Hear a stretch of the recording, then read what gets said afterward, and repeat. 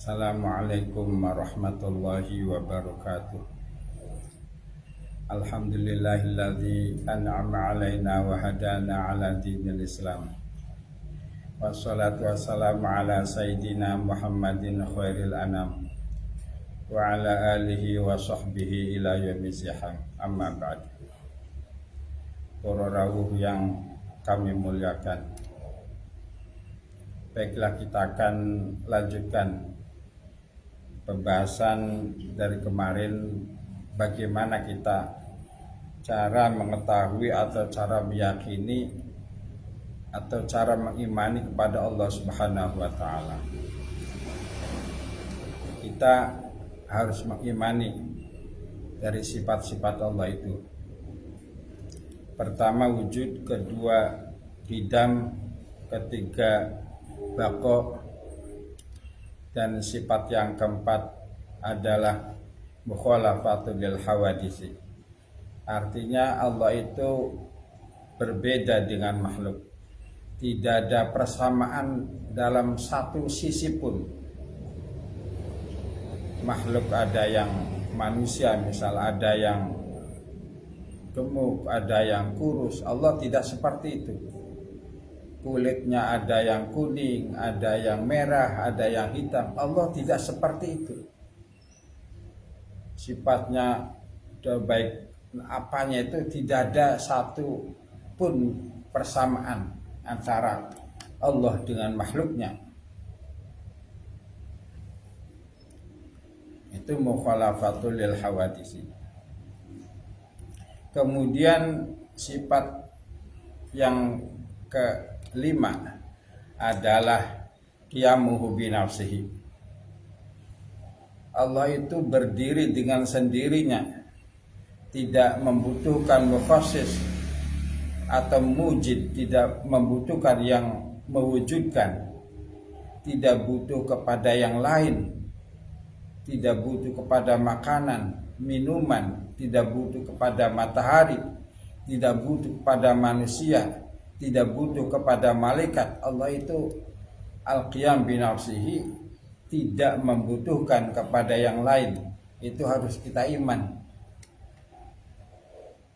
Kalau Allah itu ada persamaan dengan manusia, misal manusia kulitnya kuning, Allah misalnya kuning, ada persamaan Allah dengan manusia, maka status Allah itu sama dengan status manusia. Kalau status Allah itu sama dengan status manusia, artinya makhluk, siapa yang menciptakan Allah? Itu kalau ada dua perkara itu sama, maka salah satunya akan menempel dari temannya itu. Kalau ada persamaan, maka berarti kan statusnya itu sama. Nah, kalau statusnya sama, status makhluk, maka siapa yang menciptakan Allah?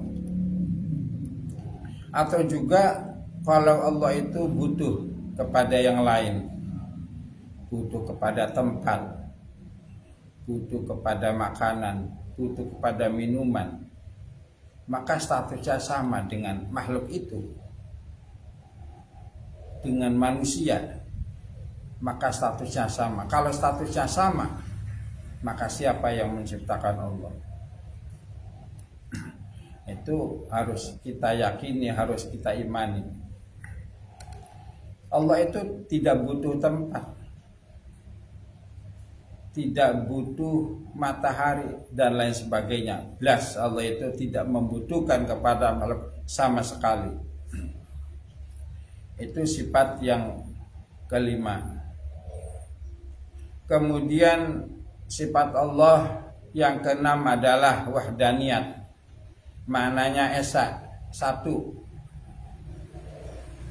Ini kalau Allah itu dua, kalau Tuhan itu tiga, apa empat, mestilah akan terjadi keributan.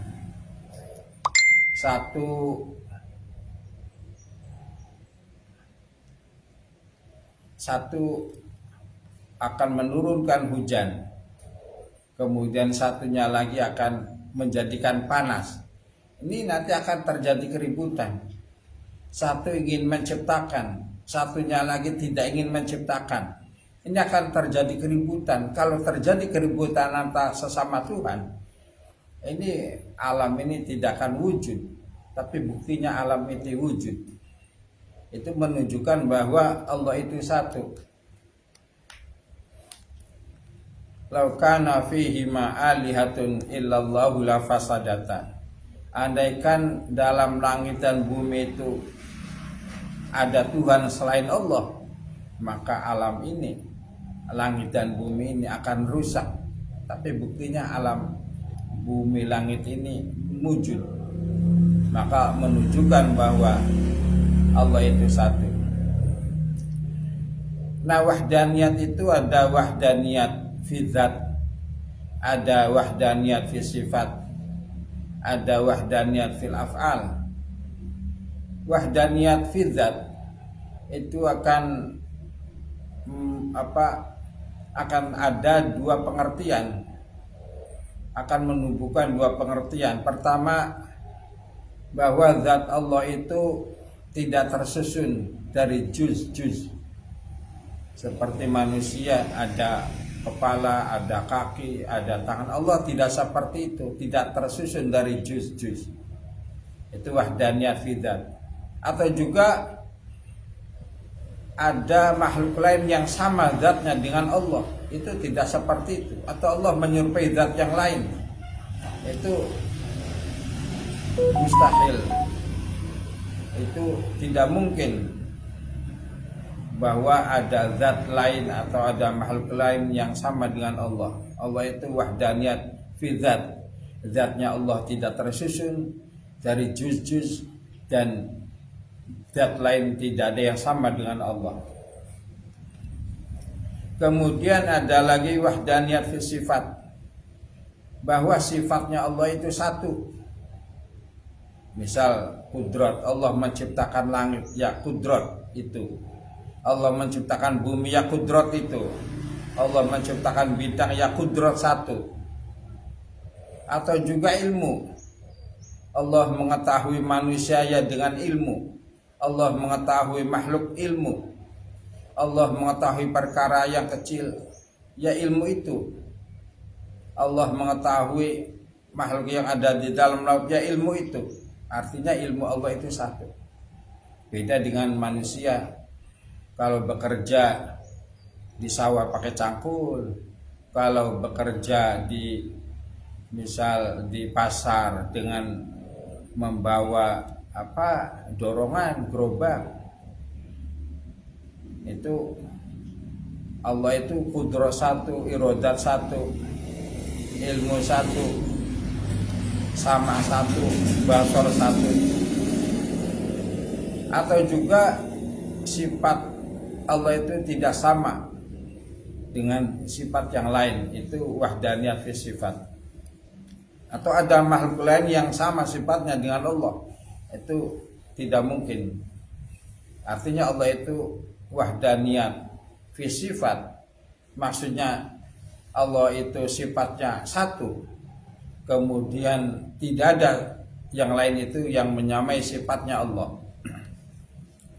Kemudian ada lagi wahdaniyat fil af'al, esa dalam perbuatan.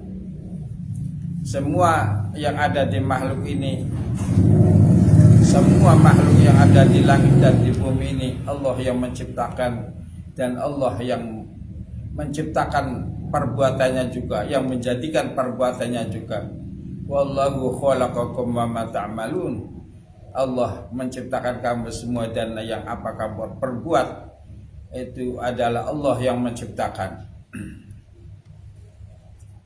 Ini nanti akan terjadi timbul perbedaan dengan mazhab-mazhab yang lain. Tapi mazhab Ahlus Sunnah wal Jamaah, kita semua adalah Allah yang menciptakan kita, dan apa yang kita kerjakan adalah Allah juga yang menciptakan. Tapi kita wajib untuk berikhtiar, untuk berusaha, untuk beramal. Itu saja yang dapat kami sampaikan. Mudah-mudahan ada guna dan manfaatnya. dan terima kasih atas segala perhatian. Mohon maaf atas segala kekurangan. Wallahul muwaffiq ila aqwamit thoriq. Wassalamualaikum warahmatullahi wabarakatuh.